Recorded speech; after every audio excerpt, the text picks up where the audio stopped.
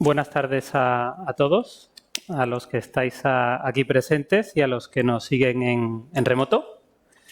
Muchas gracias por venir. Soy Pablo Colomer, subdirector de la revista Política Exterior, y estoy aquí con vosotros en el patio de la Infanta, en el maravilloso patio de la Infanta, que no lo conocía, de la Fundación Ibercaja, para continuar con un pequeño ciclo que estamos organizando en la revista Política Exterior, que tenéis ahí en los asientos a vuestra disposición, que podéis llevaros a casa sin ningún problema. Un pequeño ciclo que hemos organizado con 3 sesiones para hablar sobre el proyecto europeo. Al ciclo lo hemos llamado De la periferia al centro y consiste en 3 charlas. La semana pasada estuvimos en Málaga, hoy aquí en Zaragoza y dentro de 2 semanas estaremos en Valencia para hablar con diferentes expertos sobre diferentes temáticas relacionadas siempre con el proyecto europeo. Este pequeño ciclo lo organizamos dentro del programa Hablamos de Europa, de la Secretaría de Estado para la Unión Europea, del Ministerio de Asuntos Exteriores, Unión Europea y Cooperación.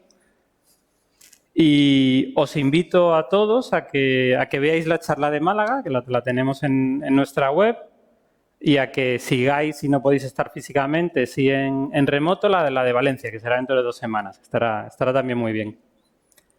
Tenéis todos los detalles en www.politicaexterior.com. Y cierro ya el apartado publicitario, pero antes de comenzar la charla me gustaría agradecer a la Fundación Ibercaja por habernos acogido aquí en este sitio tan espectacular y por habernos hecho un hueco en su estupenda programación. Muchas gracias. Y quiero agradecer sobre todo a Mira y a Luis por haberse venido aquí a Zaragoza con la revista a hablar de Europa. Voy a presentarlos muy brevemente. Mira Milosevic, que está ahí en la esquina, es investigadora del Real Instituto Elcano y también profesora de la Yale University. Y Luis Bassets es periodista y escritor, siempre muy vinculado históricamente, ¿no?, al país, donde ejerció en su momento de director adjunto, entre otros menesteres y cargos. Y la charla la hemos titulado La Europa de la pospandemia y de la posguerra, y ese post no quiere hacer referencia, o quizá no tanto en primer lugar, a que la pandemia haya terminado, aunque todos ya estemos en modo totalmente pospandémico. Aquí no veo a nadie con mascarilla y eso es una alegría, ¿no?, que ya hayamos superado la fase más crítica. Pero creemos, o yo creo que la pandemia sigue ahí, como vemos con el caso de China o en el de Alemania, ¿no?, que todavía no ha pasado.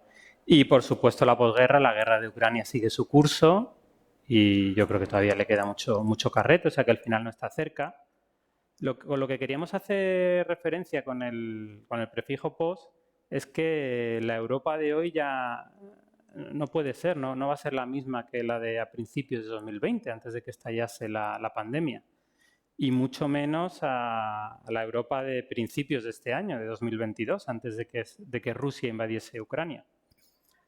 Hoy me gustaría averiguar con Mira y con Luis, ¿cuánto hemos cambiado en los 2 últimos años? ¿Y cuánto nos queda todavía por cambiar con estos fenómenos, estos grandes fenómenos históricos todavía en curso? Y querría empezar por la pandemia, que, como he dicho, ¿no?, todos tenemos ya ganas de dejarla en el pasado, ¿no?, y que se convierta en historia, aunque siga condicionando mucho el presente. Y quería preguntarle a Luis, si hemos salido de la pandemia y, sobre todo, cómo hemos salido de la pandemia a nivel europeo. ¿Hemos salido mejor integrados? ¿Hemos salido más federalistas, más intergubernamentales? ¿Cómo ha salido Europa de un proceso tan traumático? Mira, yo creo que el título de la charla es muy interesante porque, de hecho, en el mundo post, yo diría que todavía no hemos entrado. Yo creo que estamos todavía, y no me refiero a la pandemia únicamente, sino me refiero, yo diría, a a la crisis económica que ya nos remite a 2007, a la guerra que es 2014, no es 2021, 2022, y a la pandemia. Es decir, yo creo que el problema que tenemos, y por esto cuesta tanto saber cómo hemos salido de la pandemia, es que no hemos salido de la pandemia todavía. No hemos salido todavía del mundo, de la Europa, en cambio, en la que estamos, que yo creo que va a ser una Europa totalmente nueva.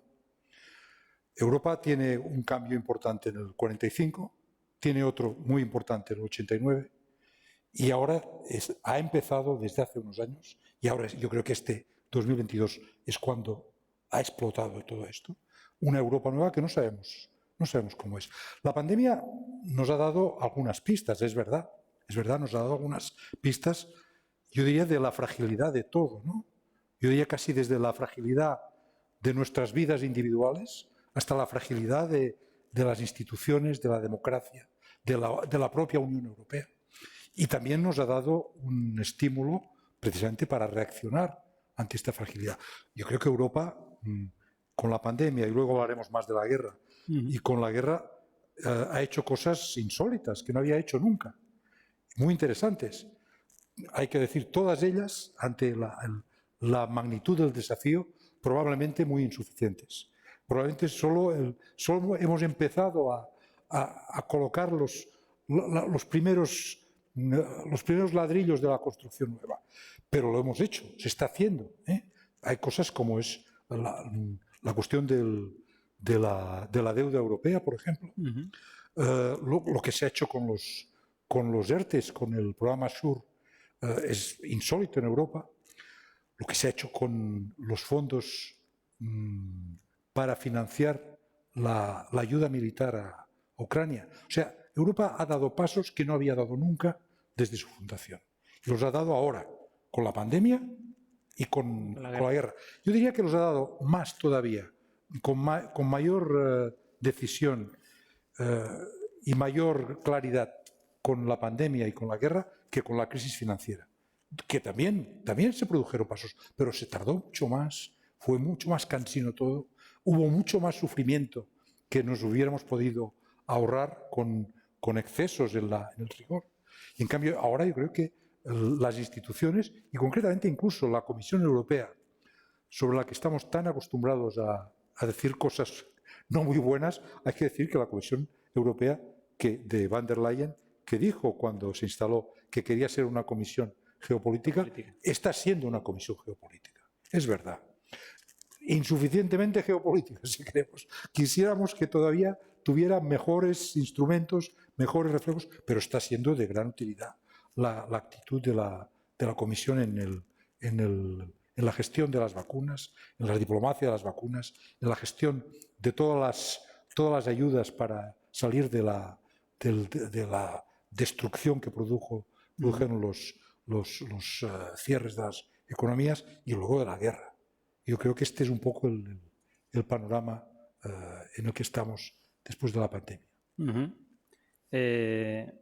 Yo creo que, mira, como ha dicho Luis, en una fase inicial, es verdad que hubo un momento inicial en Europa de pánico, ¿no? Y se produjo una especie de sálvese quien pueda, con todos los países y tal acaparando, ¿no? Mascarillas, recursos, ¿no?, básicos para combatir la pandemia. Pero luego, más o menos rápidamente, se dio lugar o se dio paso a una solidaridad, ¿no?, a nivel europeo. Como decía Luis, en contraste acusado con la reacción a la crisis de la deuda en 2008-2009, que ahí igual hubo una especie de tirarse los trastos a la cabeza unos a otros, ¿no? Algunos apostaban por la austeridad, otros por estímulos. ¿Crees que Europa, a raíz de la pandemia, ahora de la guerra en Ucrania, va por el buen camino? ¿Hemos superado esas reticencias y estamos dispuestos a integrarnos en ámbitos, por ejemplo, que antes parecían sacrosantos para el Estado nacional y soberano? La sanidad, la Europa de la defensa, ¿no?, en temas de defensa y de seguridad. ¿Tú crees que Europa hoy está mejor que hace 10 años? Bueno, ante todo, buenas tardes a todos y muchísimas gracias por estar aquí. Muchas gracias a Política Exterior por invitarme y es mi primera vez en Zaragoza, por eso quiero agradecerlo especialmente y casi no llego por haber ido a visitar a la plaza de la Señora de Pilar y todo esto lo que conlleva. Por lo tanto, de verdad, muchas gracias por la invitación. Y ahora la pregunta. Yo estoy de acuerdo que la Europa, cuando decimos la Europa nos referimos a la Unión Europea, pero que ha reaccionado mucho más rápido y mejor a pesar de estos titubeos al comienzo de la pandemia, de una cierta falta de solidaridad, pero rápidamente se ha superado esto y a partir de allí Europa empezó a coordinarse, ¿no? Sí, y estoy completamente de acuerdo con ello. Una de las cosas que independientemente de este desarrollo de la pandemia, quiero destacar tres cosas. Una es que la crisis de 2008 dividió Europa en el norte y el sur. Si os acordáis, los países nórdicos o los Estados Unidos, ya no sé quién es exactamente quién fue que creó este acrónimo PIGS, Portugal, Italia, Grecia y España, los países del Mediterráneo, los países del sur de Europa que supuestamente eran irresponsables, pero esto PIGS todos sabemos que en inglés significan cerdos, ¿no? Por lo tanto, hubo una división entre el norte y sur y los países del Mediterráneo se habían visto como países irresponsables, mientras los germanos y los hansénicos del norte eran responsables y todo el rato nos criticaban y decían que tenemos que ser más austeros, ¿no? En la pandemia no se produjo este tipo de división, de hecho se superó, hubo una gran solidaridad. Sin embargo, la guerra de Ucrania, y a pesar de que por ahora estamos aguantando en esta unidad y ayer se ha tomado decisión sobre el 8º paquete de las sanciones que se van a imponer a Rusia, yo veo una división de Europa entre este y oeste, ¿no? Y yo creo que esta es la novedad de la crisis provocada por la guerra, ¿no? Y francamente esto que cada mañana uno se levanta y empieza a leer la prensa y titulares siempre son cada día casi, tanto en la prensa española como en la extranjera, lo unidos que estamos en esta lucha en apoyo a Ucrania, en contra de Rusia, el Occidente, la Unión Europea y tal. Entonces yo de vez en cuando me pregunto si uno necesita repetirlo tantas veces.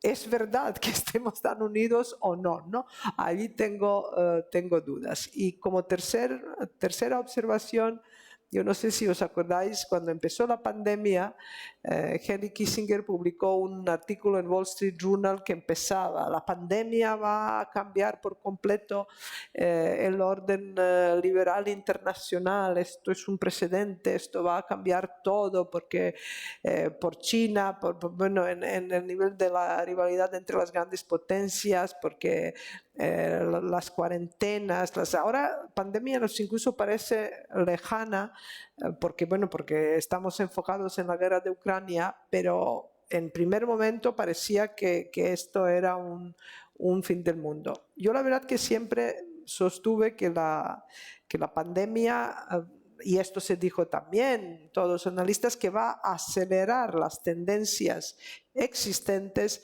pero cambios, yo creo que nunca una pandemia provoca un cambio de orden internacional, ¿no? Lo que cambia órdenes internacionales son las guerras. Y tenemos una guerra, ¿no? Y esto sí, y en este caso, para ir concluyendo, sí que creo que la guerra de Ucrania no, a pesar de que las consecuencias geopolíticas de la guerra de Ucrania entre otras muchas, es la ruptura casi completa entre Occidente y Rusia.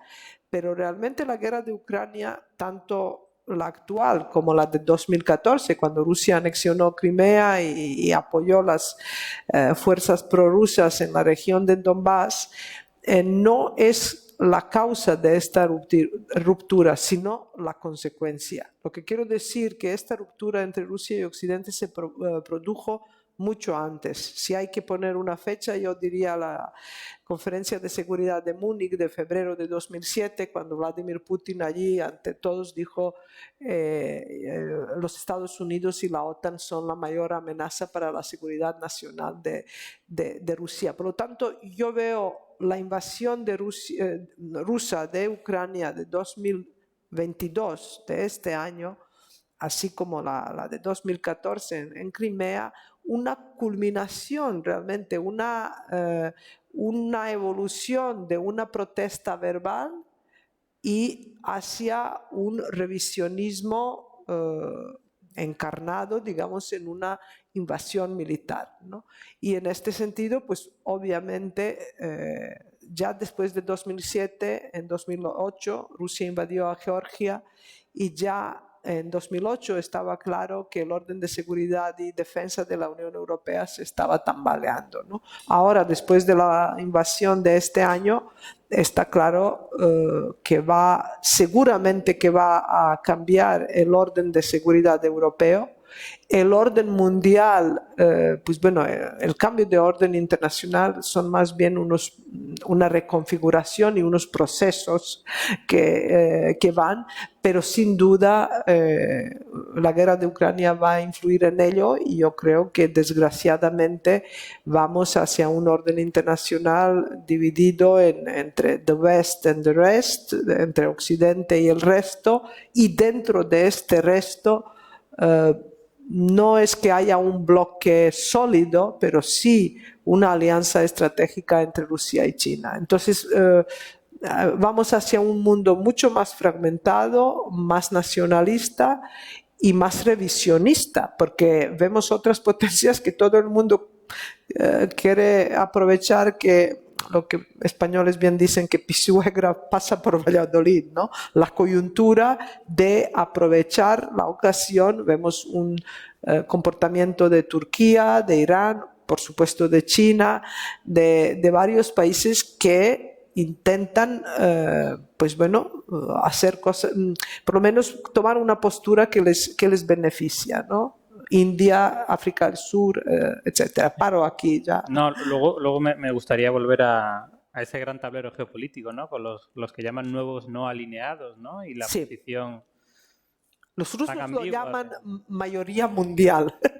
Bueno, Los rusos lo llaman mayoría mundial. En la votación de condena, ¿no? de Naciones Unidas vimos sorprendentes abstenciones, ¿no? En el caso de Marruecos, ¿no? Por nombrar Sí. un país, ¿no? En el caso de India, etcétera. Pero me gustaría seguir un momento más con la pandemia y hacer un ejercicio de política comparada y hablar sobre el desempeño europeo, que a pesar de esos titubeos iniciales y de que hubo un problema, ¿no? Con el suministro y la creación de vacunas, ¿no? Yo creo que a la larga ha salido reivindicado, porque si lo comparamos, por ejemplo, con la gestión estadounidense de la pandemia, que ha sido catastrófica, más allá de los vaivenes, ¿no? Entre una administración y otra, una que la negaba prácticamente y otra que se la tomó muy en serio, pero siguió teniendo muchísimos problemas para implementarla y para vacunar a toda la población. Luego los problemas chinos que siguen hoy día, yo creo, lo hablamos antes Luis y yo, ¿no? Que por un lado nunca sabremos la magnitud de la pandemia, la magnitud que tuvo la pandemia en China, porque no ha habido ni hubo en su momento transparencia, pero luego es un reflejo del trauma que sufrieron y de la magnitud que tuvo que la política de cero COVID, ¿no? Que ha seguido lastrando económicamente al país, que era uno de los pilares de China, ¿no? El crecer y el crecer por encima de determinado porcentaje, eso era como sagrado, ¿no? Y están dispuestos a sacrificar eso por proteger y por salvaguardar la sociedad, ¿no? De los estragos de la pandemia. O sea que frente a estos dos grandes hegemones, ¿no? Que no lo han hecho tan bien con la pandemia, yo creo que el modelo europeo ha salido reivindicado o... Luis, ¿tú qué opinas? Sí, yo creo que sí. A ver, hay una cuestión muy importante que casi creo que ya hemos olvidado, incluso los que estábamos observando de forma más minuciosa la evolución de la pandemia. Cuando en el momento más álgido del contagio, bueno, estábamos discutiendo en Europa sobre todo, y en América también, pero en Europa, sobre cómo se gestionaba en democracia una pandemia. Porque de verdad, yo no sé si todos ustedes se acuerdan de los pensamientos que pasaban por sus cabezas, pero era difícil para los que no habíamos vivido lo que era un cierre de una economía entera, unas prohibiciones de circular, unas limitaciones en los contactos. Era difícil imaginarlo en condiciones de libertades políticas y de democracia. Esto lo hemos superado bien. Es verdad que yo creo que donde sí hemos encontrado fallos desgarradores, probablemente insuficientemente criticados o autocriticados, es en los niveles más bajos, en la gestión local, en la gestión sobre todo de lo que es la asistencia sanitaria, lo que es las residencias de tercera edad, que ha sido, yo creo que para Occidente, una auténtica vergüenza, insuficientemente criticada. Es decir, lo que ha sucedido en gran cantidad de residencias de gente mayor en España, en Francia, en Estados Unidos, en Reino Unido, es algo absolutamente lamentable y vergonzoso. Y en algunos casos, además, pues con el regodeo de que luego los políticos no han querido ni siquiera discutir y resolver estos temas. Pero desde el punto de vista de la gestión, de lo que es la macrogestión, yo creo que se ha hecho de forma relativamente correcta. No, comparada con, ¿no? Comparada con, claro, comparada por ejemplo con el Brasil de Bolsonaro, o con los Estados Unidos de Donald Trump, o por el caso inverso, con la China de Xi Jinping, de la que sabemos poco en cuanto el contagio de Wuhan, y empezamos a saber mucho sobre la política de COVID-0, que como yo te comentaba antes de entrar aquí, existe la sospecha tremenda de que hay un elemento de experimento, de gran experimento de ingeniería política y social de control de población. Porque es tan exagerado lo que se está haciendo para evitar un solo contagio que es inevitable, utilizando además control de ADN, control facial, algoritmos, que es inevitable pensar que el Estado policial, que es China, está realizando un gran experimento de control de la población. Claro, aprovechándonos la pandemia para dar una vuelta de tuerca, ¿no? al Estado orwelliano, ¿no? que están construyendo en China. Mira, yo creo que internamente, ¿no? el modelo europeo podríamos reivindicarlo, ¿no? frente a China o a Estados Unidos, pero a lo mejor externamente no lo hemos hecho tan bien, por ejemplo, como el modelo chino. Estoy pensando en haber aprovechado la pandemia para reforzar el poder blando de la Unión Europea. Porque los chinos con la diplomacia de las vacunas, yo creo que lo hicieron muy bien, aunque luego no fuesen tan eficaces, ¿no? como las europeas, pero Europa, por ejemplo, que al principio quiso apostar por el programa COVAX y decir, oye, vamos a intentar que las vacunas lleguen a todos los que las necesiten. Luego hubo un acaparamiento en Occidente brutal de primero nosotros, luego ya, si sobra, ya vendrá el resto.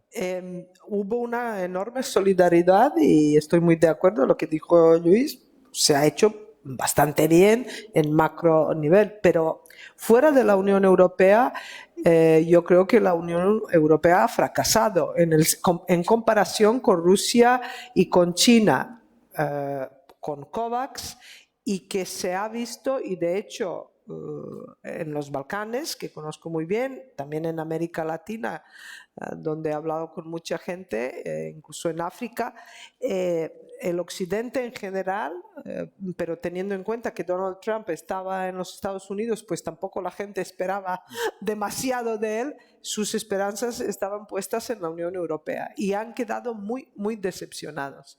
Y por lo tanto, el poder blando que has mencionado de China y de Rusia ha llegado a unos niveles que realmente sin pandemia nunca habrían podido ser tan populares, sobre todo en América Latina y en los Balcanes. Primero empezaron con la llamada diplomacia de las mascarillas. Cuando no había mascarillas, los chinos en Madrid se hacían fotos, la comunidad china donando 2.000 mascarillas, pero esto era mucho en momentos cuando no lo sabían, ¿no? Incluso, quiero decir que incluso en ciudades y países de la Unión Europea ocurría la diplomacia de las mascarillas, o Rusia, que había regalado mascarillas a Italia, por ejemplo, y a los Balcanes y los países de América Latina, pero muchísimos. La Unión Europea realmente todavía estaba en la fase de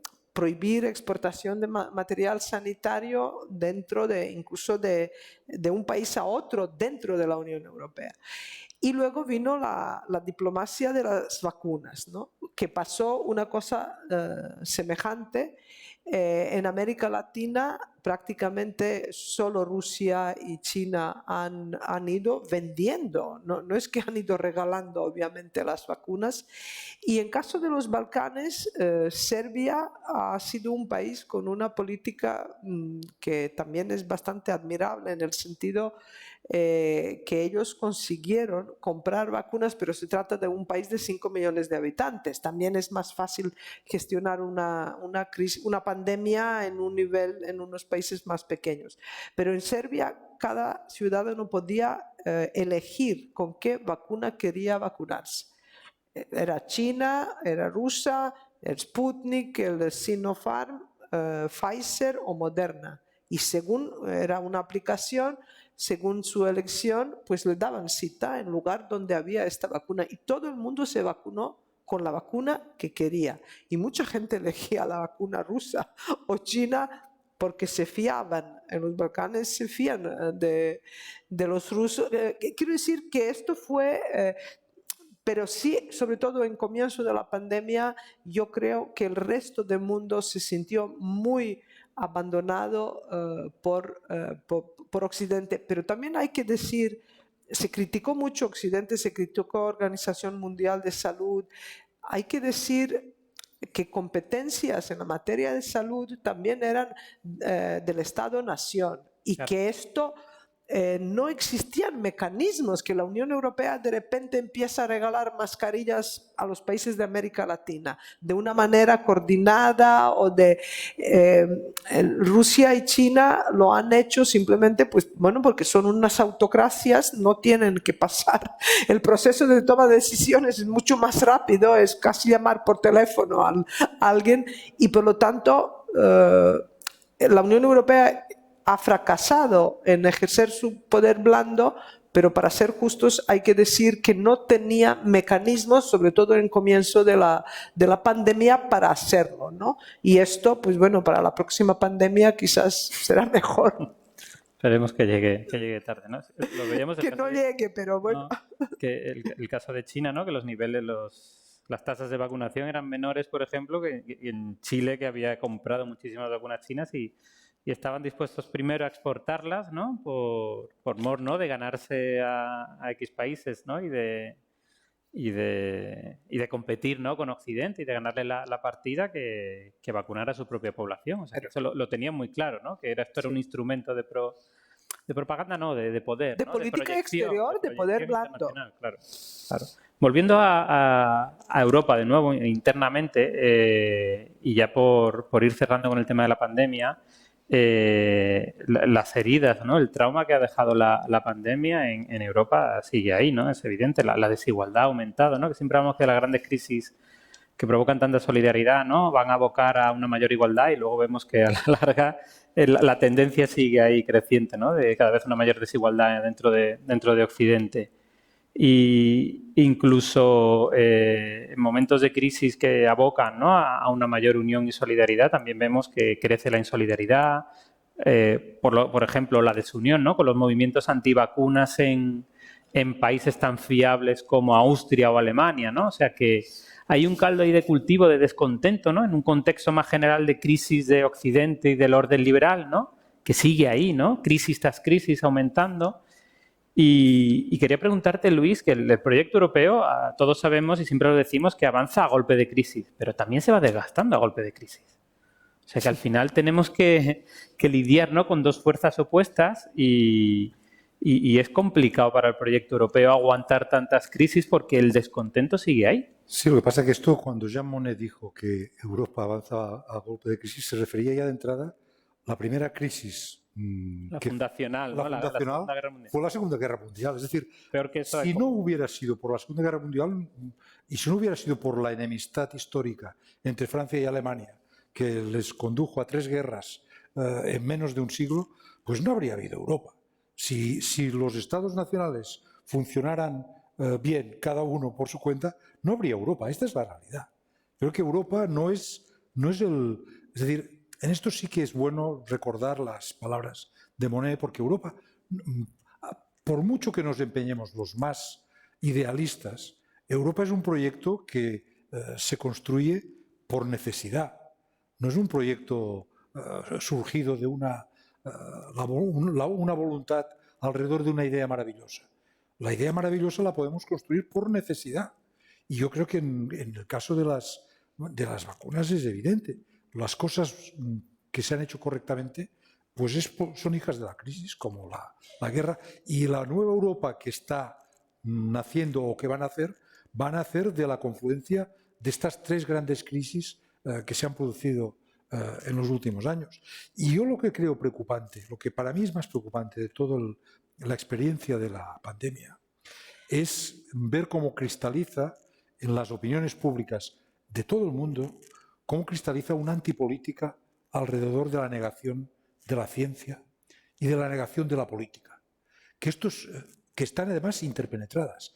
Hasta tal punto, lo hemos visto en las elecciones brasileñas, hasta tal punto que hay un votante que sabe que su voto sirve para que se gobierne mal, pero lo que quiere es que no se gobierne, lo que quiere es el desgobierno.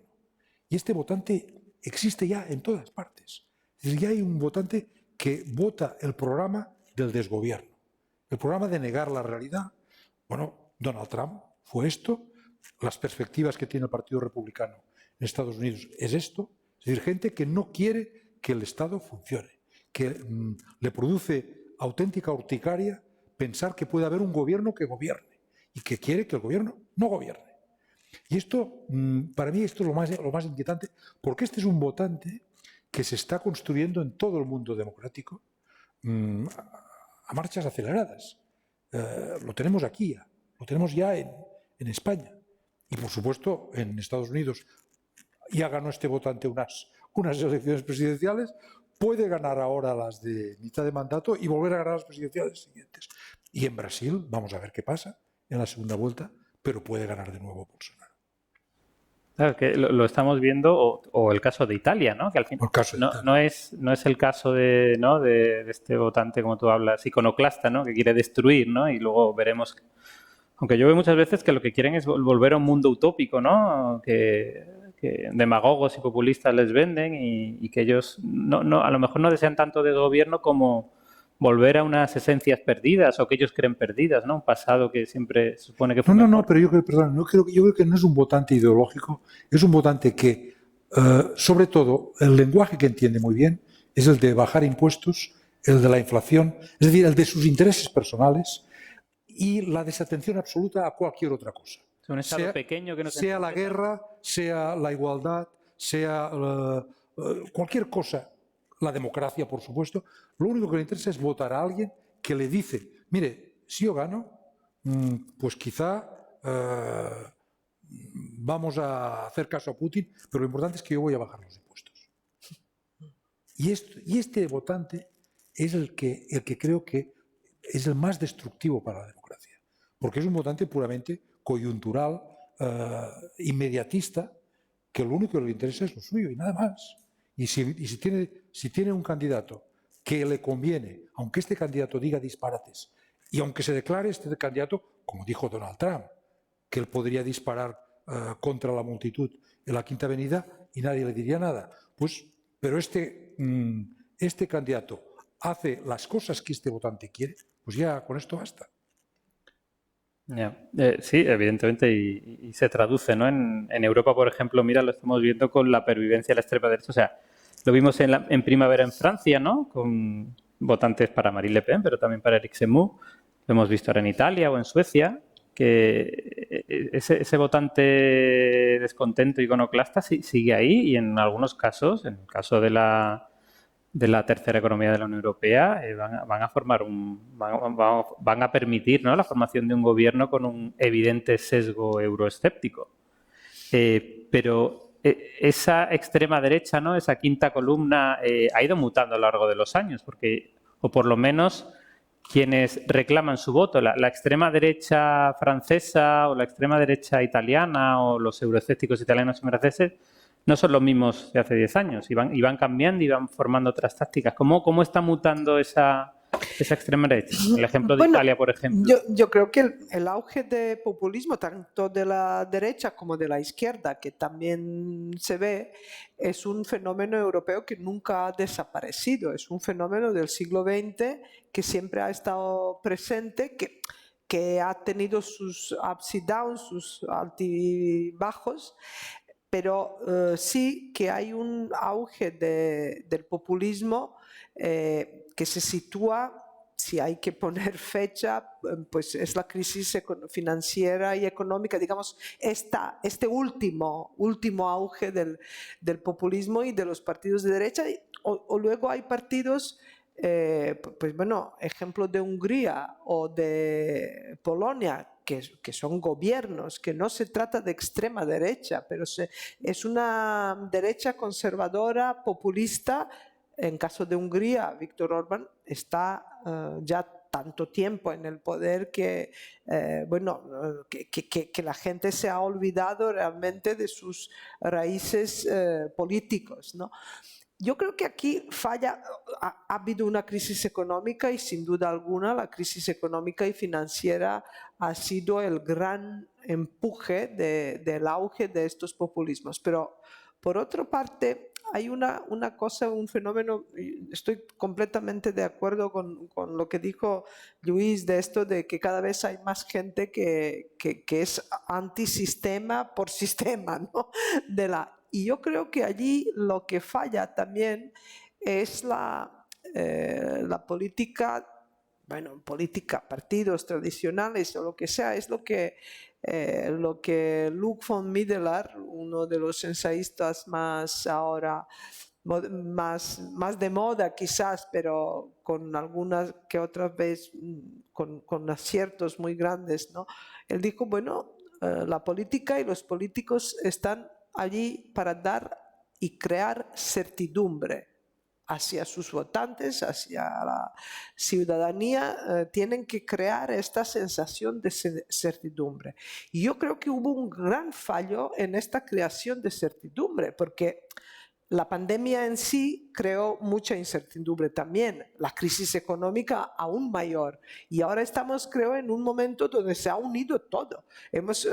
Por muy bien que ha hecho la Unión Europea, ha creado los fondos de recuperación, todo el mundo lo elogió, lo bien que se ha hecho, y la guerra de Ucrania realmente desmontó todo esto. Y otra vez estamos en incertidumbre por los precios de energía, por la seguridad y defensa, por supuesto, por todo esto. Entonces, el auge del populismo de derechas y de izquierdas, pero quizás el de derechas es el que más rompedor es, porque y más antieuropeo, más cuestiona la Unión Europea, aunque tengo que decir también que después del Brexit se habló de los éxitos, de todos éxitos, pero en un momento se dejó de hablar. Yo creo que ahora los partidos antieuropeos no quieren salir de la Unión Europea. Lo que quieren es debilitar a la Unión Europea, imponer unos programas nacionalistas y populistas, pero recibiendo fondos de la Unión Europea y estando en la Unión Europea. Es una estrategia más sofisticada, ¿no? Exactamente. Contra un fenómeno de la naturaleza casi. Claro, yo creo que estos partidos y estas ideologías y sobre todo estos programas políticos son los que más vulnerabilidades internas crean en una democracia, porque nosotros nos podemos quejar de Rusia y China, de las campañas de desinformación, de todo lo que hacen, pero no hay que olvidar que Rusia no crea esta, Rusia propiamente dicha, en mayoría de los casos, no crea estas vulnerabilidades, sino que se aprovecha de ellas para fomentar la polarización, entre otras cosas, una mayor polarización en las sociedades europeas. Por lo tanto, yo creo que el papel principal de estos partidos y estos movimientos es profundizar en la vulnerabilidad de los países europeos y sobre todo debilitar mucho la Unión Europea, que es una nueva manera de ser anti-europeo, porque Brexit al fin y al cabo es una manera honesta de ser anti-europeo, si quieres, ¿no? En sentido, bueno, no nos gusta y queremos salir. Ahora se están arrepintiendo. Ahora, inmediatamente, el día siguiente se han arrepentido, sí. pero... Está creciendo el sentimiento de que quizá no deberían haber, se han precipitado. Bueno, pueden volver. Yo creo que es complicado ahora reiniciar el proceso, creo que van a estar un tiempo caminando, ¿no? El desierto, atravesándolo. Luis, me gustaría hablar siguiendo en Europa, ¿no? Pero pasamos ahora de lo más bajo, ¿no? De lo social, ¿no? De ese descontento ciudadano a las élites, ¿no? Las alianzas y las geografías del poder en la Unión Europea.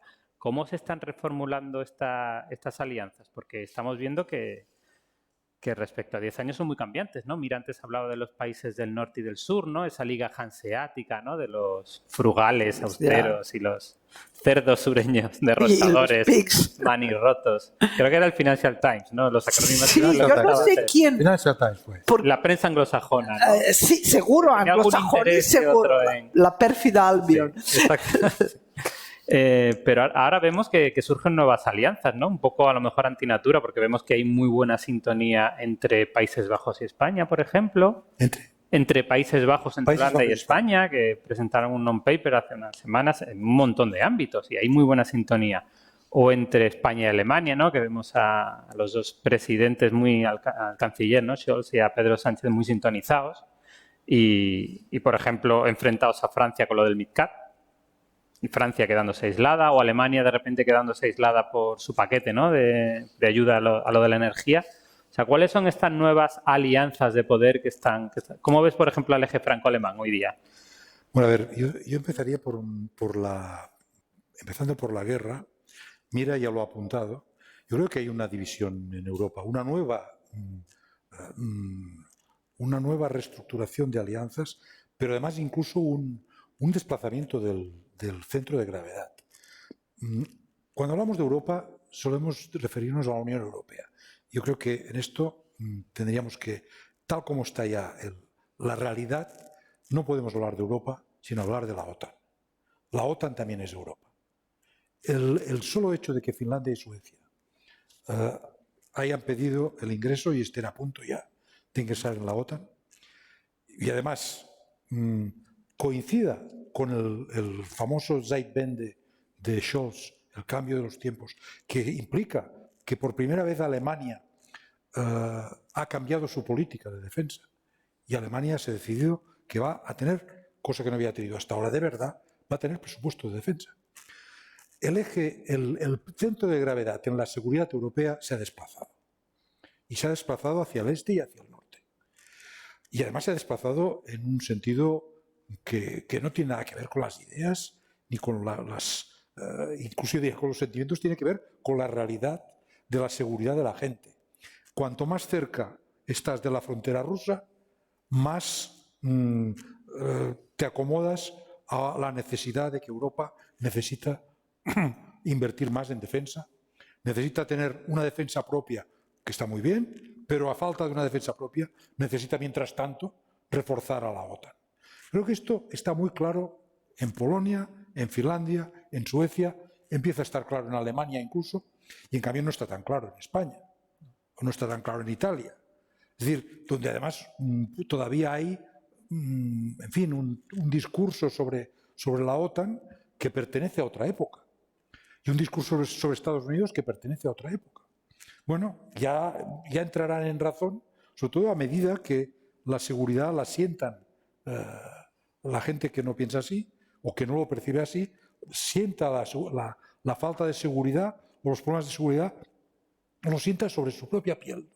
Creo que este es el cambio más importante. Como decía, mira, la guerra es lo que hace cambiar el orden internacional y el orden europeo, y este es el cambio más importante. Luego hay cambios, yo diría, adicionales, alguno quizá de gran profundidad. Por ejemplo, yo creo que es verdad que los países del sur no van a tener más remedio que hacer algún tipo de pool para resolver los temas de energía a los del norte y, además, para conseguir de una vez algo que en 40 años de estar en la Unión Europea, España no ha conseguido, que es una gran atención al Mediterráneo. Esto yo creo que en el norte, en estos países que son más conscientes sobre la seguridad, empieza a existir la conciencia también sobre el peligro que supone tener un Mediterráneo desordenado y sin realmente atender a lo que es la seguridad, la estabilidad, la prosperidad, que es la que permite fijar la población, ¿no? Por lo tanto, yo creo que este segundo capítulo también va a funcionar. El resto, bueno, es verdad, el Brexit ha desequilibrado un elemento geopolítico fundamental. Europa, tal como estaba organizada desde el ingreso del Reino Unido, era un triángulo, era un trípode. Ahora no, ahora ya es, al desaparecer el Reino Unido de los equilibrios continentales, es más un ten con Francia y Alemania, y a la vez Francia y Alemania no son ya lo que eran y están cambiando. Yo diría que ha cambiado más Alemania que Francia, ¿no? Pero yo diría que esto pertenece al tercer orden, al de la diplomacia, las relaciones bilaterales. La cuestión fundamental para mí es los grandes cambios que provoca la guerra y los grandes cambios que va a provocar el tema energético y medioambiental asociado a él, ¿no? Y en esto es verdad pues que, por ejemplo, pues que España va a tener un papel muy importante, que a Francia, país central, en cuanto a la Europa real de la energía, le cuesta mucho entender. Porque claro, Francia, con su capacidad de producción de energía nuclear, pues ha sido siempre un país exportador y que ha tenido... Quieren seguir siéndolo, ¿no? Quiere seguir siendo... No quiere ser un país de tránsito. No, y quiere seguir el país que manda y que establece la política energética europea. Y esto probablemente no debe ser así. Y no interesa incluso que sea así a nadie, ¿no? Incluso a los propios franceses, yo creo que a largo plazo. Lo que pasa es que Francia también cada país tiene sus cuentas nacionales pendientes, nosotros también. O ramalazos gaullistas, ¿no? Bueno, no, yo no diría gaullistas, porque yo la verdad es que si algún personaje realmente de la historia de Europa creo que ha dejado una huella y una herencia muy importante y muy considerable, es De Gaulle. Creo que el problema está en lo que es la República Francesa y la gran tradición jacobina y republicana que es anterior a De Gaulle, de la que De Gaulle es una expresión, pero que es algo que incluso que viene de la monarquía, ya, que es el centralismo, el sentido del Estado, que rinde servicios notabilísimos en algunos momentos de la historia, hay que decirlo, no hay que despreciarlo ni mucho menos, pero que ahora, en el momento de la integración europea, por ejemplo, el presidencialismo francés, que los italianos quieren imitar, yo creo que es un lastre para la democracia liberal, Y este es uno de las cuentas pendientes que tiene Francia, que requeriría una discusión absolutamente aparte. Otro día. Quería volver a lo que mencionabais antes de la nueva arquitectura de seguridad europea, ¿no? Que estalló por los aires, o que viene siendo dinamitada, ¿no? Desde hace muchos años, pero que ya a partir de la invasión de Ucrania no puede ser la misma, evidentemente, ¿no? Y antes, evidentemente, antes de llegar a esa nueva arquitectura, tiene que terminar el conflicto de hoy, de alguna manera.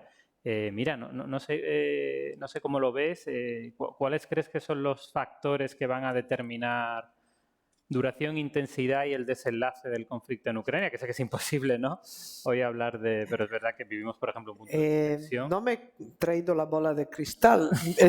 Forma parte de mi kit habitual, pero hoy no la he traído. Falla en tu predicción. Eso va a quedar grabado. Hay que fallar. Bueno, la verdad que nadie sabe lo que va a ocurrir. Estamos en un momento de una incertidumbre, entre otras cosas, pero sí que vemos, yo voy para resumirlo, porque lo de guerra de Ucrania, además, todo el mundo desayuna, almuerza y cena con ella. Por lo tanto, vamos a desestructurarlo. Todo conflicto tiene tres niveles: político, estratégico y táctico. Y en este momento, ¿cómo estamos? El nivel político, los objetivos de Rusia desde el principio de la guerra eran alejar a Ucrania de la Alianza Atlántica y del Occidente y de la Unión Europea. Por lo tanto, sus objetivos políticos no han cambiado a pesar del fracaso en la primera fase de la guerra de derrocar el gobierno de Zelensky y de conquistar a Kiev y conquistar toda Ucrania. Como vemos, últimos 10 días, Rusia también está fracasando en mantener sus posiciones en el sureste de Ucrania, en la región de Donbass y, bueno, en las zonas que ha anexionado hace una semana. Por lo tanto, en el nivel político, los objetivos de Rusia siguen intactos. Aunque no, quiero decir que estos fracasos no han hecho al Kremlin cambiarlos. En nivel estratégico, Rusia sí que está cambiando estrategia en el sentido de que, pues bueno, primero hay una ruptura respecto a la estrategia rusa actual está entre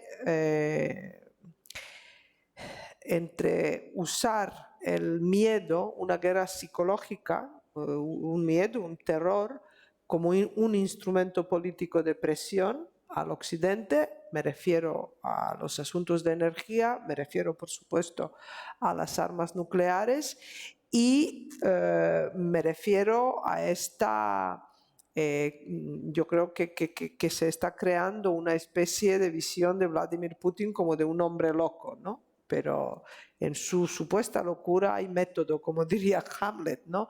Desde mi punto de vista no se trata de un hombre loco, ni mucho menos. Es un hombre que calcula y que sabe que la guerra ha entrado en la fase de desgaste y de un equilibrio de debilidad. ¿Quién va a aguantar más, ¿no? Por lo tanto, la estrategia de Rusia es usar todos los instrumentos para una guerra psicológica y, por otro lado, obviamente ha tenido que promover una movilización general parcial, como la llaman, y nuevos 300.000 hombres que no necesariamente van a cambiar y ganar la guerra para Rusia, pero sí que pueden cambiar la dinámica de la guerra y sobre todo lo que pueden facilitar a Rusia es la rotación, ¿no? Porque las tropas están muy cansadas y es muy importante. Por lo tanto, en nivel estratégico es esto lo que he dicho.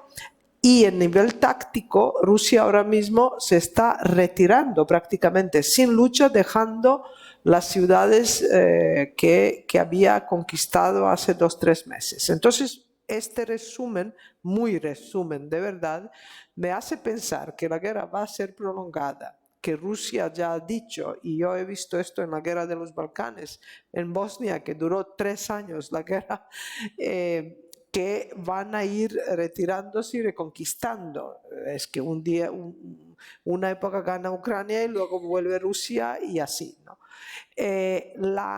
Los referéndums ilegales de Donbass, Lugansk, Zaporia y Gerson, en el mismo discurso Vladimir Putin ha dicho que él ahora está dispuesto a negociar siempre y cuando estos territorios se quedan dentro de Rusia.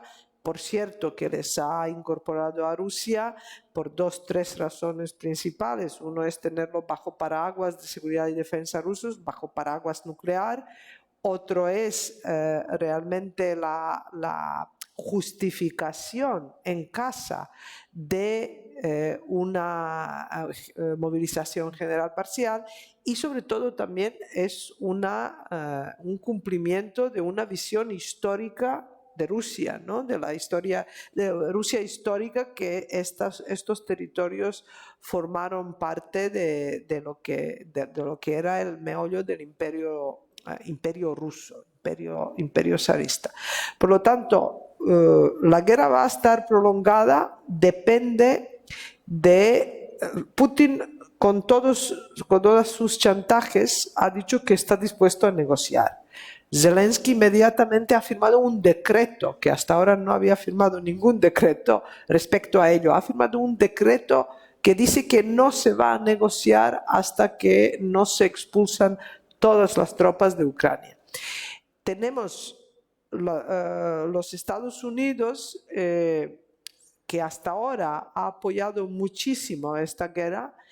Y, sin embargo, aquí hay un elemento del que no se habla, que es muy, muy importante. Todo este dinero que cada semana los Estados Unidos no se sabe cuántos millones de dólares está dando a Ucrania en ayuda. Este dinero no viene del Pentágono, lo que quiere decir, no viene extra, del presupuesto del Estado, porque el Pentágono no tiene tanto dinero, sino que viene siguiendo unas decisiones del Congreso de los Estados Unidos. Y por ahora hay dinero en el Congreso. Lo que pasa es que este dinero se va a acabar, y si en midterm elections, en 24 de noviembre, ganan republicanos, que hay posibilidades serias, me temo que este dinero se irá acabando. Por lo tanto, los Estados Unidos, que por ahora están dando un apoyo enorme a Ucrania, pueden ir disminuyendo este apoyo.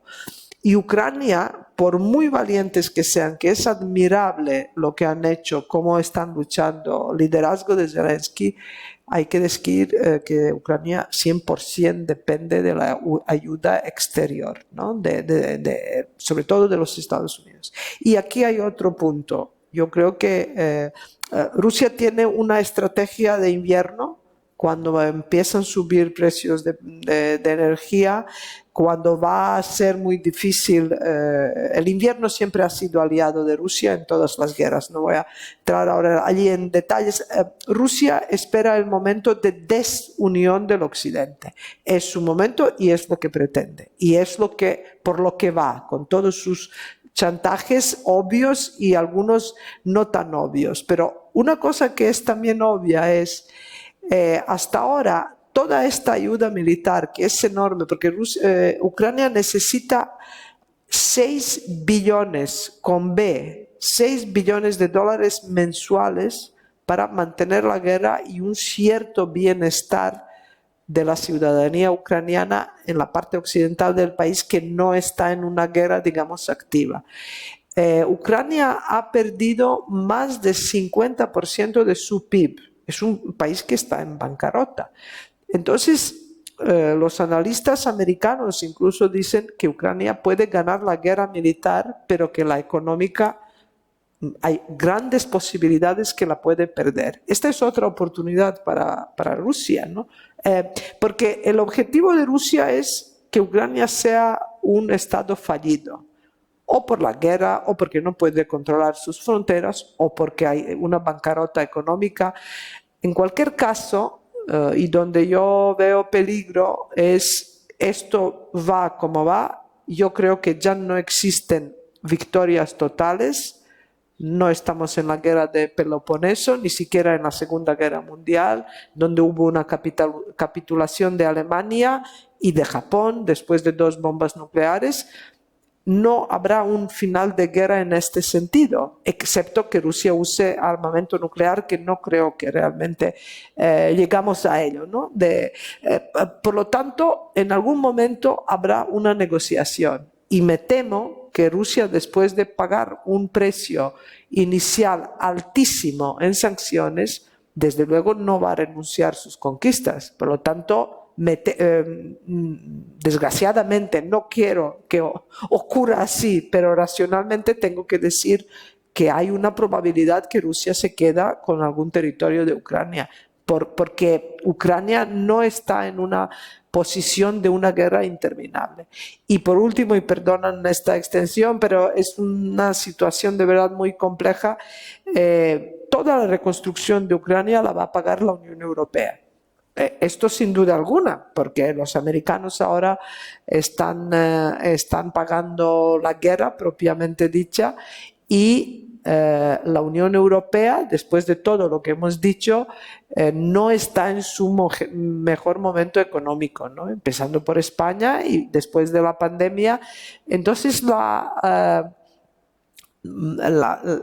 por supuesto que tenemos que ganar esta guerra para Ucrania, pero Vladimir Putin también la ve como una guerra existencial para Rusia. Él no la puede perder porque en este caso habría cambio de régimen en Rusia.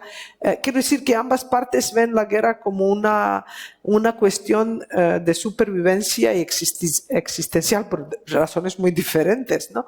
Pero que todavía va a durar mucho. Hubiera podido decirte esto en principio y nada más, pero perdóname, pero realmente el futuro ya no es lo que era. Quiero decir, ya no habrá futuro que hemos imaginado después de la pandemia. Ya no es. Y entonces no sabemos cómo va a ser, pero en cualquier caso va a ser muy difícil y muy complejo. Querríamos nos queda media hora, querríamos terminar a las 7:30 y me gustaría que el público aquí presente tuviese oportunidad de hacernos algunas preguntas. O sea que si alguien se anima, invito a que tome el micrófono. Ahí una compañera está ahí en el fondo, aquí en primera fila. Dame, Juan. Vale. Bien, por lo que deduzco, ¿usted cree que Europa, la Unión Europea, no debe tener ejército, debe ampararse en el paraguas de la OTAN? ¿O cómo lo ve? En fin, ¿debe tener más elementos de defensa propia la Unión Europea? Porque ahí tiene, a mi punto de vista, un punto débil. Es frágil en ese aspecto. A ver, una cosa son los deseos y otro son las realidades. Yo creo que estaría muy bien que la Unión Europea pusiera todas las fuerzas militares de los países socios, las pudiera mancomunar, coordinar, hacer algo que no se hace ahora y que es muy importante, como es gastar racionalmente y de forma compatible, porque ahora se está gastando muy mal, ¿eh? Hay redundancias, hay incompatibilidades entre los tipos de armas. Es decir, estaría muy bien, estaría estupendo que Europa tuviera los elementos de defensa y de seguridad suficientes para defenderse ella sola. Y entre otras cosas, no es que estaría muy bien, es que en 2024, si gana Donald Trump las elecciones presidenciales o gana algún socio de Donald Trump, igual no tenemos más remedio que hacerlo, nos guste o no nos guste. Es decir que, por tanto, no es una cuestión de optativa. Entonces, mientras tanto, yo creo que está muy bien y es realmente un alivio pensar que tenemos una alianza como la OTAN, que ha hecho un extraordinario servicio a la seguridad del continente.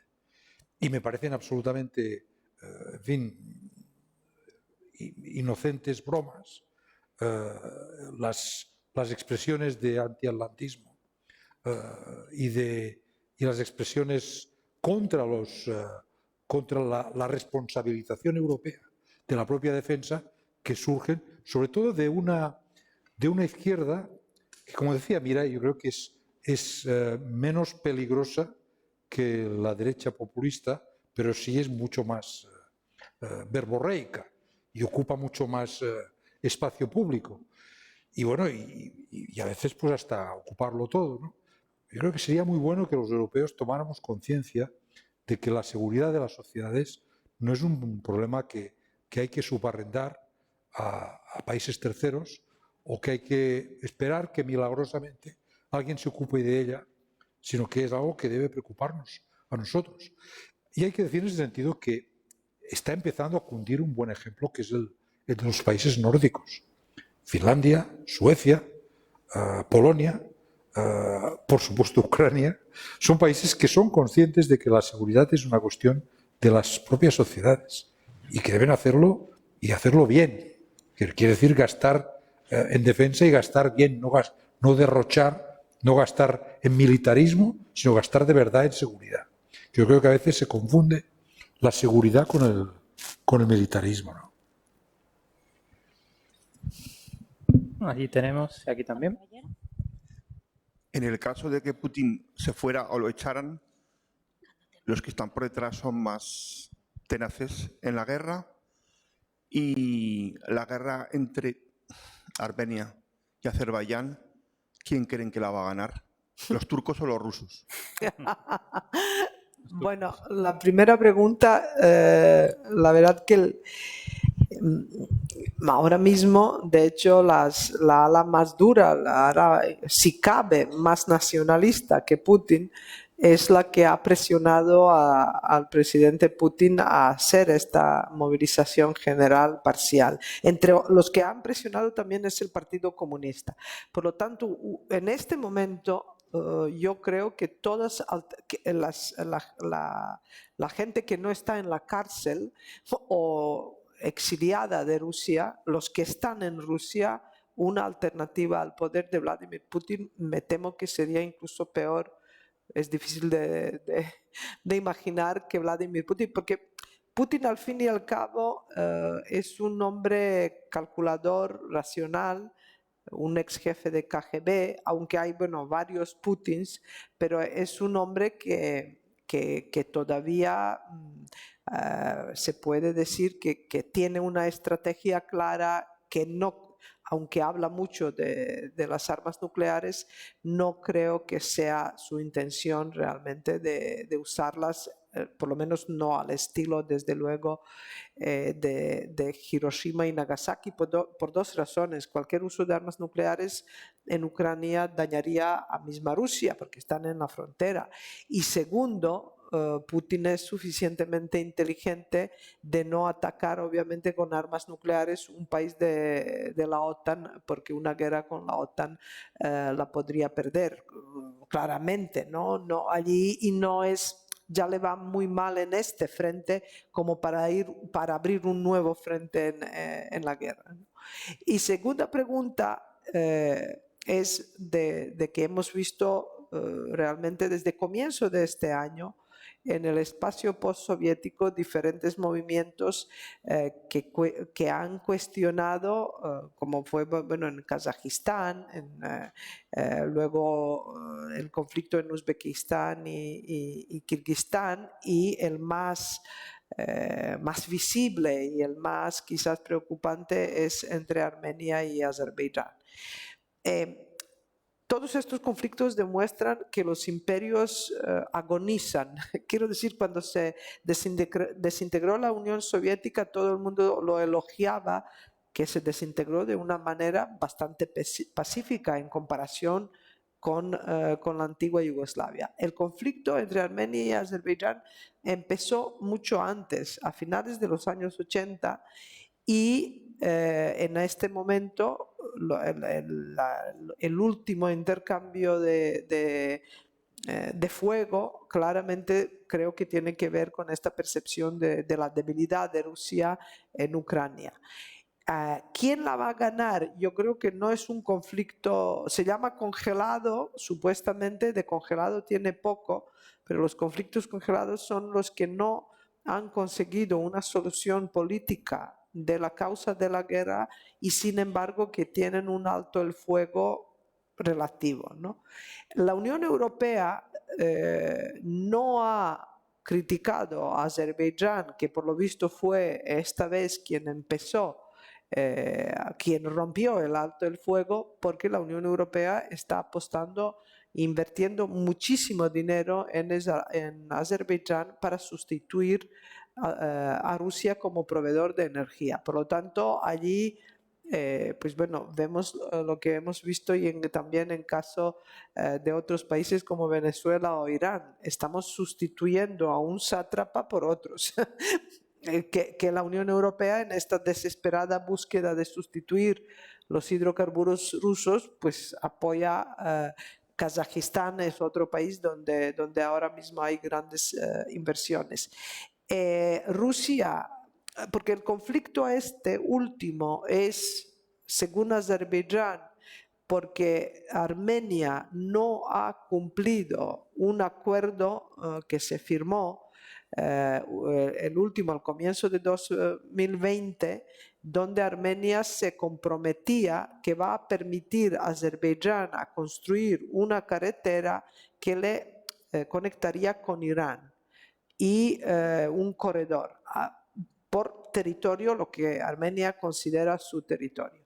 Es verdad que Armenia no lo ha cumplido porque considera violación de su integridad territorial, pero por otro lado, y aquí sí que Armenia puede acabar abandonada por Rusia realmente, es porque Rusia tiene un interés de mantener buenas relaciones con Turquía, que parece ser el único país capaz de negociar entre Ucrania y Rusia, como hemos visto el caso de la exportación de cereales, y también tiene un enorme interés de tener un corredor, una vía de conexión con Irán, porque Rusia se está quedando sin aliados, ¿no? Irán es un país con que Rusia tiene tradicionalmente buenas relaciones, por lo tanto, puede ocurrir, sí, pero ese tipo de conflictos no tiene, si hubiera tenido una solución, esta solución se habría producido en estos más de 30 años de conflicto. No creo que se produzca rápido, pero si sea el caso, yo creo que Azerbaiyán tiene todas para sacar un beneficio por el apoyo de la Unión Europea, por razones energéticas, y el apoyo de Turquía, porque aquí no es solo Rusia y Turquía, hay este elemento de la Unión Europea. Por ahí. Buenas tardes. Como ustedes dicen, parece que la guerra va a continuar mucho tiempo. Pues mi pregunta es si no hay vías diplomáticas o presiones internacionales que puedan acelerar o lograrse un alto el fuego mientras se negocia una paz o un status quo un poco más largo. Me imagino que debe haber algo, alguien tiene que estar haciendo algo para que tanto Putin como Zelensky, cada uno se da algo, por si no sale esa guerra, va a durar muchísimo. Gracias. Aquí podría entrar en juego un tema del que no hemos sacado, que es China. O sea, que China se supone que iba a tener mucha capacidad de influencia sobre Rusia, ¿no? Y ahora vemos que Pues, Erdogan y Luis, Turquía... si tú quieres primero algo y yo digo... Bueno, yo creo Venga, que porque yo he hablado la diplomacia actuó antes de la guerra, fracasó la diplomacia y bueno, una vez hay la guerra abierta, hasta que las dos partes no llegan a la conclusión de que no resolverán nada más con el uso de las armas, es imposible conseguir que se sienten. Es verdad que hay que hacer muchos esfuerzos para que lo hagan y se están haciendo, de hecho, porque fíjense que el acuerdo sobre los cereales es un paso ya muy importante para bloquear como mínimo uno de los instrumentos de la guerra híbrida, ¿no? Luego, ayer se produjo un hecho que me parece muy relevante a mí desde el punto de vista geopolítico y de un futuro cambio en el escenario, que es la reunión de la OPEP, donde Arabia Saudí jugó abiertamente en favor de Putin y en contra de Biden. Unidos, sí. En contra para entendernos, Mohammed bin Salman, el conocido asesino de periodistas, ha votado ya en las elecciones de mitad de mandato en Estados Unidos, ¿no? Subiendo el precio que tanto afecta, Claro, ¿no? al y electorado. es una bocanada de oxígeno para Putin y también es en algún aspecto una aproximación diplomática, es decir, Arabia Saudí, que es un país en muchos aspectos ahora mismo, recibió a Biden hace pocos meses, pues es un país que podría ser también un mediador, como se ofrece Turquía. Yo creo que China lo puede ser. Hoy he leído, antes de entrar aquí, no sé si noticia o especulación, pero me ha parecido interesante, que se dice que China ha hecho una advertencia muy seria a Moscú respecto al uso del arma nuclear. Es decir, ahí cuanto más se utilice la amenaza nuclear, yo creo que más se va a enervar la posición china y China puede en este sentido intentar actuar también como una fuerza de presión y de mediación diplomática. Yo estoy muy de acuerdo con lo que has contado, Mira, Sí. en cuanto al cuadro de la guerra, que realmente lo más razonable ahora sería que hubiera suficientes elementos como para que las dos partes se sentaran. Ahora, esto es muy difícil. Además, cuando la gente está muriendo en combate, esto no sucede. No es que no pueda suceder, es que no sucede, porque hasta que no se han convencido los combatientes que efectivamente no sirve para nada, porque es que la guerra, es que la guerra no sirve para nada, solo sirve para que la gente muera. Pero esto no sirve, tampoco sirve el argumento. Sí, no solo decir que Arabia Saudí fue el gran mediador del último intercambio de presos, claro. el más grande que se ha producido entre Rusia y Ucrania. Por lo tanto, sí, es posible. El problema es, por ejemplo, en la guerra de los Balcanes, europeos intentaron mediar. Bueno, al final fueron los Estados Unidos que tuvieron la autoridad, encerraron literalmente en Dayton, en una base militar, a todos los representantes y les dijeron: de aquí no vais a salir hasta que no hay un acuerdo. Y estuvieron 3 semanas allí. Y también hay que decir que que los acuerdos de paz llamados de Dayton son unos acuerdos que reconocen absolutamente las limpiezas étnicas y las conquistas territoriales. Porque por esto, entre otras... Confirman, no reconocen, no. Bueno, confirman simplemente los hechos en el terreno, ¿no? Claro. Entonces, por mucho que hablamos de que no hay cambios de fronteras, al final la gente está en la guerra justo para ello, para crear una nueva frontera. Y lo más razonable en este momento, dada la complejidad de la guerra, es un alto el fuego. Que el problema es que Rusia creo que estaría a favor, pero Ucrania no, porque Ucrania cree que Rusia aprovecharía este tiempo para rearmarse y recuperarse, pero Ucrania también. Quiero decir que ellos todavía no piensan en términos de acuerdos de paz. De hecho, hace 2 semanas yo usé expresión negociaciones de paz o acuerdos o parar la guerra.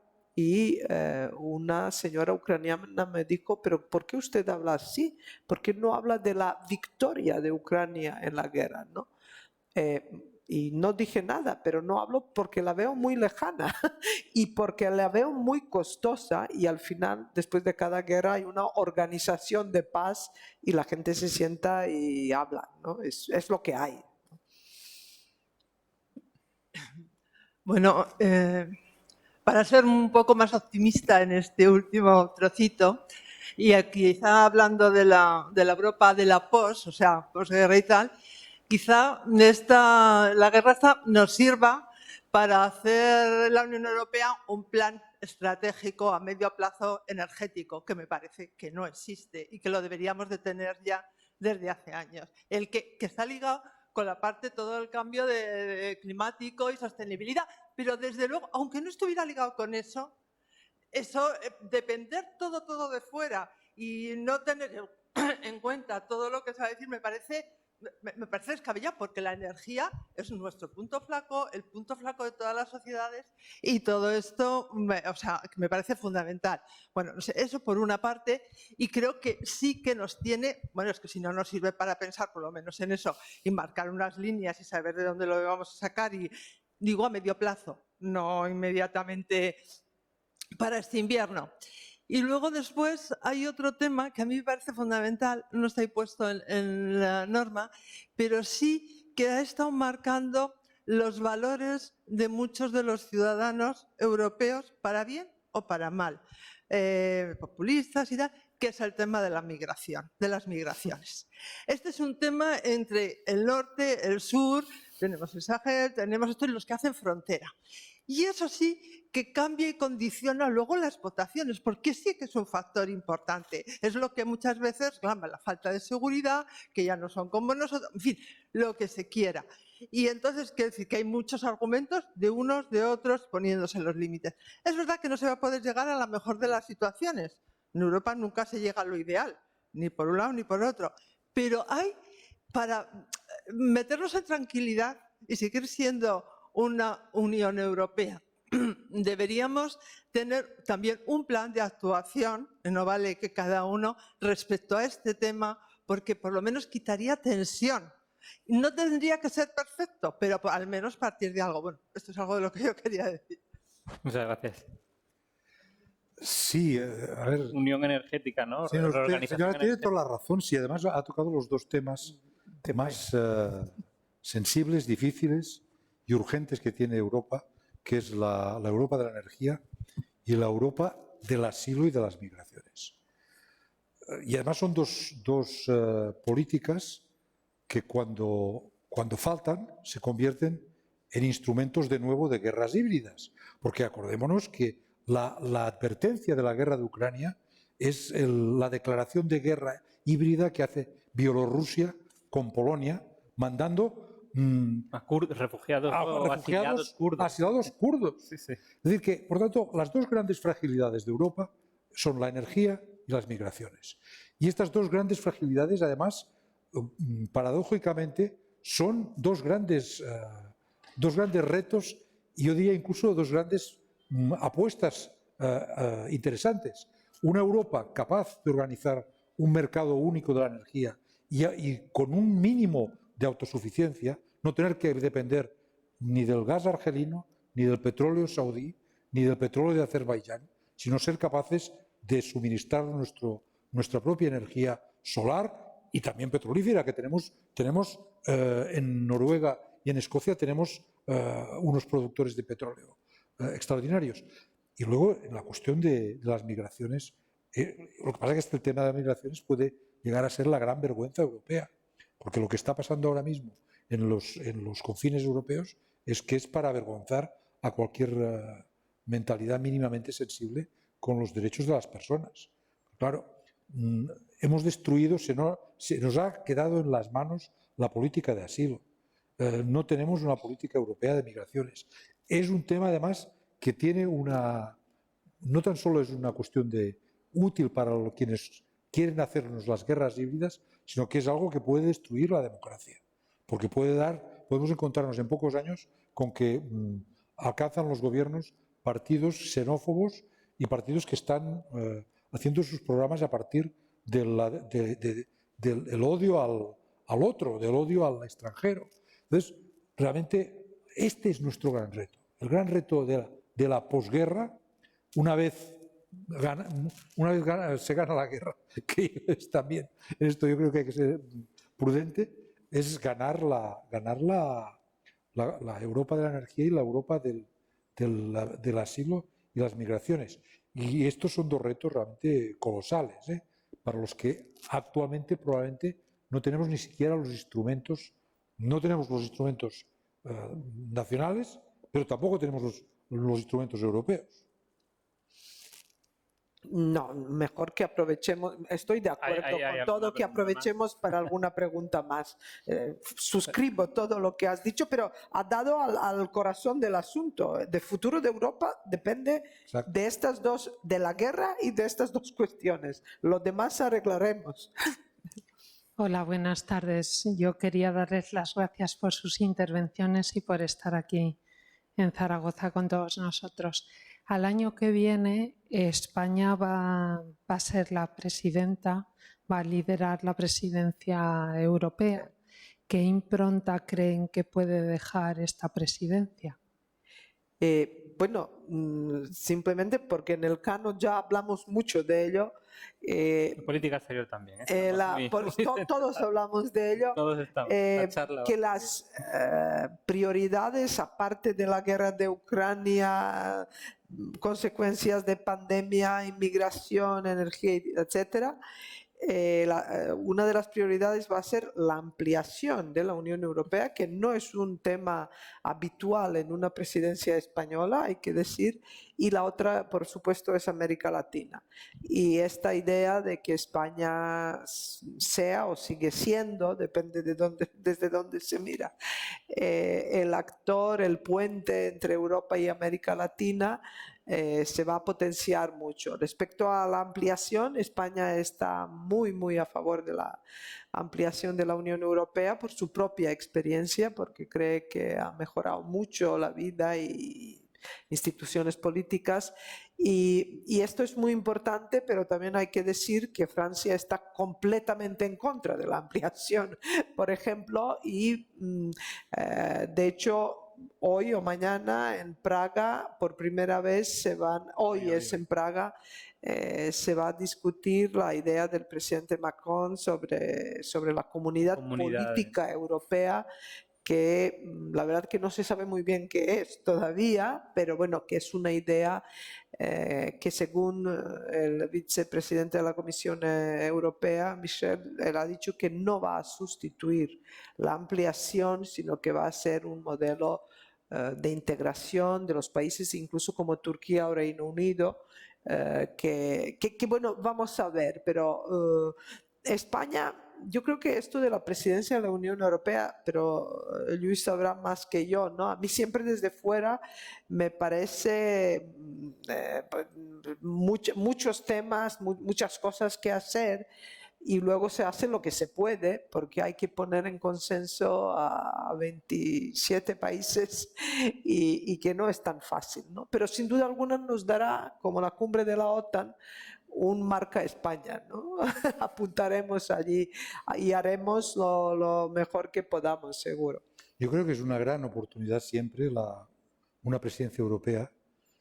Es una gran oportunidad para hacer europeísmo de cara adentro. Esto es evidente, porque es un momento en que mucha gente que no sigue normalmente los grandes temas europeos presta una especial atención a los acontecimientos que suceden, además en las distintas ciudades donde se producen las cumbres sectoriales. Y esto es realmente un momento interesante para hacer un poco esta pedagogía de Europa, que es muy necesaria. Y luego también es un momento de proyección.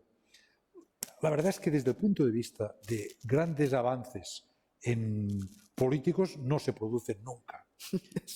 Los avances políticos son producto de la acumulación de mucho trabajo y que no se producen en una presidencia, sino de muchas presidencias y muchas reuniones de muchos tipos.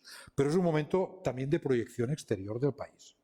Y en este sentido, y además de una proyección con orientación europeísta y por tanto con una preocupación por intentar reflejar bien las inquietudes, los temas que están en la agenda europea.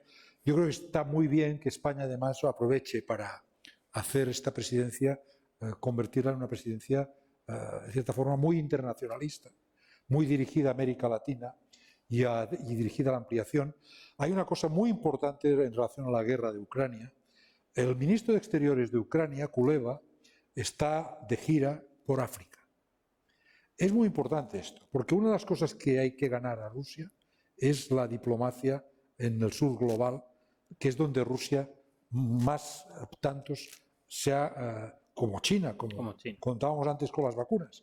Es decir, en estos momentos China, Rusia y también China, donde encuentra mayores simpatías es en África y América Latina. Y es no tan solo por las vacunas, no tan solo por los defectos de la diplomacia europea americana, sino también porque, a ver, cuidado, hay la sombra del colonialismo que está pesando como gravemente sobre para entender sobre la conciencia de estos países y además de una forma, yo diría, en el caso de China, en fin, está por demostrar, pero en el caso de Rusia, profundamente injusta, porque Rusia ha sido un imperio tan cruel y tan salvaje como los imperios europeos, como mínimo.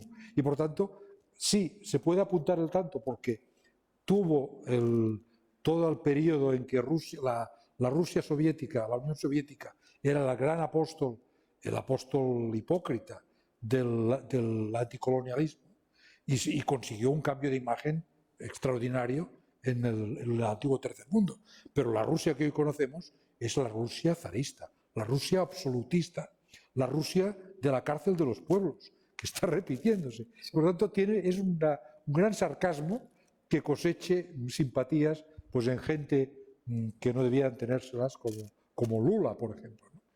Y esto yo creo que, en cierta forma, también es un poco defecto de la diplomacia europea y americana, que debe hacer un sobreesfuerzo para compensar esta visión cercana. Sí, pero yo allí solo añadiría, estoy muy de acuerdo, pero yo creo que el Occidente, esta idea de fin de la historia después de la caída del muro de Berlín, colapso del comunismo, y hemos ganado y el modelo capitalista y de la democracia liberal es el mejor del mundo, esto simplemente no ha cuajado en todas partes del mundo. Y mientras tanto hemos tenido una serie de crisis que hemos perdido credibilidad en Occidente y que hay un antiamericanismo, hay pérdida de credibilidad y Occidente ya por todas estas razones y por errores propios ha perdido atractivo. La gente todavía quiere emigrar a Europa o a los Estados Unidos, nadie quiere ir a China, pero en África el colonialismo, pero también creo que cierta pérdida de credibilidad es donde, y luego el abandono. Los rusos, es que la geopolítica es como la naturaleza, ¿no? La naturaleza aborrece el vacío, siempre llega alguien y lo rellena, ¿no? Y es lo que hacen Rusia y China en América Latina y África, porque Occidente les ha abandonado, no solo en pandemia, sino en inversiones y mucho antes, sí. No sé si hay alguna pregunta más. Sí. Buenas tardes, muchas gracias por venir a Zaragoza. Para mí me ha hecho mucha ilusión que hayáis venido aquí. Y mi pregunta va en torno a lo que habéis comentado sobre el poder blando de China con las mascarillas, las donaciones de vacunas. Al principio de la pandemia ya se hablaba como que la manera de gestionar la pandemia había sido muy restrictiva. Europa y Estados Unidos habían una característica, era la libertad, la libre circulación de personas, y ya se decía que este hecho auguraba el cambio de hegemonía cultural y esta influencia china sobre Europa, sobre la manera de gestionar la pandemia. Sin embargo, ahora vemos que ya no apoyamos esa manera tan restrictiva de gestionar la pandemia, y quería preguntar si creen que seguimos en un cambio de hegemonía cultural desde los Estados Unidos a Occidente, democracia, libertad y libre circulación de personas, o estamos yendo a un mundo más caracterizado por autocracias. Gracias. Bueno, yo estoy en contra de esta división y del Congreso que organizó Joe Biden en finales del año pasado y dividió el mundo en democracias y autocracias. Yo creo que la mayoría de los países está en una zona gris, aunque suene raro. Sin duda alguna, el modelo político de democracia liberal es el mejor desde mi punto de vista por muchas razones, entre ellas es porque tiene mecanismos tanto de mejorar como el mecanismo de alternancia del poder. Yo no creo que estamos, por lo menos no en Occidente, desde luego, no vamos hacia un modelo de autocracia, pero sí que creo, y esto es un fenómeno antiguo, que en Occidente siempre ha existido una tentación autoritaria, en el sentido, no es que queremos copiar su modelo, su sistema político de gobierno, sino que de vez en cuando siempre hay alguien que admira los fantásticos logros de los países autocráticos. Esto fue con Stalin, fue con Hitler en su momento y ahora es con Putin y Xi Jinping. Putin cada vez menos por la guerra. Pero esto que China, a pesar de que no es un país democrático ni libre en sentido occidental, ellos tienen desarrollo de 2 dígitos, que todo esto además es propaganda china, que los occidentales la aceptan. En mi opinión, no vamos hacia allí, sino que el Occidente y eso ha demostrado la guerra de Ucrania, es el único bloque que se está consolidando, de hecho. El resto del mundo se está fragmentando y lo que he dicho en principio, y casi cada país es un poco revisionista, pero no sé, Luis. No, muy de acuerdo contigo. Mira, yo creo que el poder blando de China es un poco una fantasía. China tiene muy pocos aliados. De hecho, solo tiene un aliado, que es Corea del Norte. Es decir, y luego tiene relaciones de interés. Y China, además, realmente, sí, hizo la diplomacia de las mascarillas. Y yo creo que hubo un esfuerzo propagandístico para incidir en la tentación autoritaria occidental, es decir, para enseñar ahí el modelo de, fijaos qué bien que estamos gestionando las vacunas, la pandemia, pero es evidente que ahora se han pasado de frenada con la política de cero COVID. Y luego, que además se ha producido en todo este tiempo, ha ido emergiendo con cada vez más fuerza todo lo que han hecho, lo que han hecho ya, porque se ha terminado la operación en Xinjiang con los uigures, que es impresionante, es una operación de represión y de limpieza étnica imperial realmente impresionante. Yo creo que China realmente no tiene poder blando. Su poder blando tiene un poco más que Putin, pero poco más.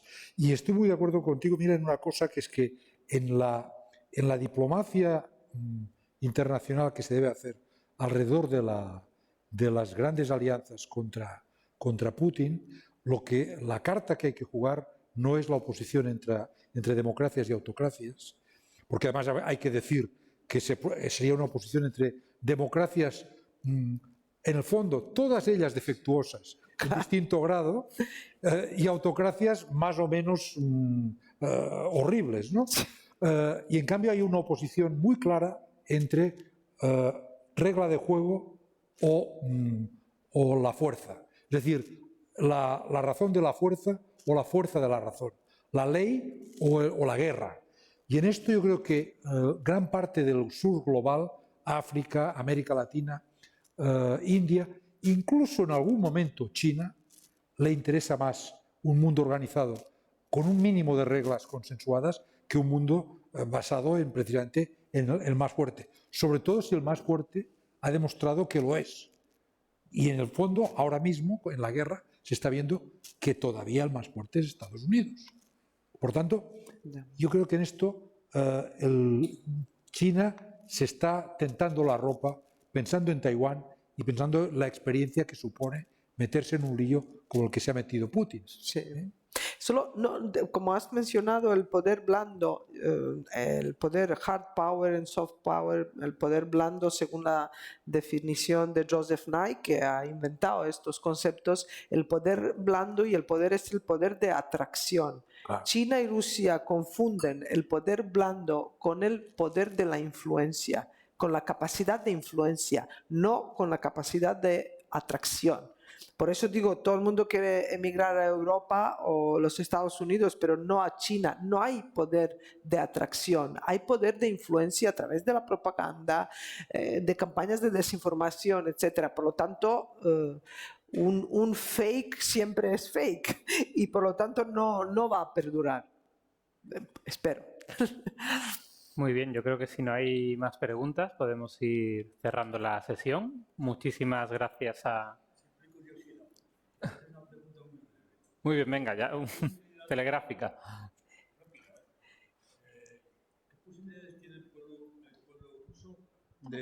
A ver, para oírle mejor, sí. Sí, ¿qué posibilidades tiene el pueblo ruso de sacar del poder a Putin?